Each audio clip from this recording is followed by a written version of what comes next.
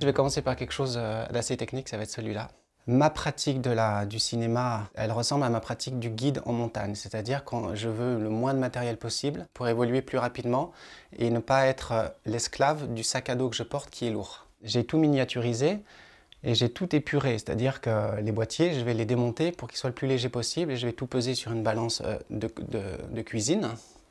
Je sais à combien de grammes je suis dans mon sac à dos. Pour le film Out of the Blue, j'avais donc un boîtier Sony Alpha 7 III et un objectif 24 qui ouvrait à 1.4 qui m'a permis de faire des scènes qui sont ces scènes de nuit notamment, parce que c'est vraiment des scènes, ce qu'on appelle à l'heure bleue, après que le soleil se soit couché, entre chien et loup, entre le jour et la nuit. Donc je pense qu'effectivement le matériel c'est seulement un obstacle entre la production de l'image magique, c'est-à-dire dans l'instant, et la personne qui est derrière la caméra. Parce que l'instant est plus important que l'image. Et plus vous avez de matériel, plus vous tirez vers l'esthétique, c'est-à-dire la pub ou le cinéma, et moins vous en avez, et plus vous avez l'intention d'aller vite et de ne pas gêner l'action, plus vous allez vers l'authentique.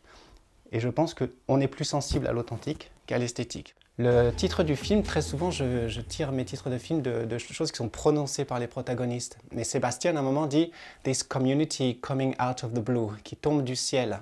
Et ça, c'est assez significatif, cette image, parce qu'on a des gens qui ne se connaissent pas et qui se retrouvent autour d'un projet artistique et qui lient des amitiés incroyables. Et cette autre photo-là, cette romance, c'est le fil conducteur, ce couple de Sébastien et Maya, que je trouve hyper radieux, quoi. Ils sont resplendissants, ils incarnent plein de choses. Davina a voulu que ce couple soit un peu le fil conducteur. Moi, je n'avais pas vu ça tout de suite. Et c'est tout l'intérêt de monter à deux personnes. C'est que souvent, je m'attache à mes images. J'ai un affect avec ces images parce que techniquement, elles ont été dures à réaliser. Je veux absolument qu'elles rentrent dans le montage. Et c'est grâce à la spontanéité de ce groupe qu'on a quelque chose qui est assez frais, qui n'est pas construit, qui n'est pas écrit. Il n'y a pas de storyboard, il n'y a pas de pré-production. Après, il faut des personnages assez fous, notamment Cor, qui est un Hollandais, qui vagabonde en Europe toute l'année. Et c'est des gens comme ça qui font toute la sympathie avec des personnalités hors du commun, quoi.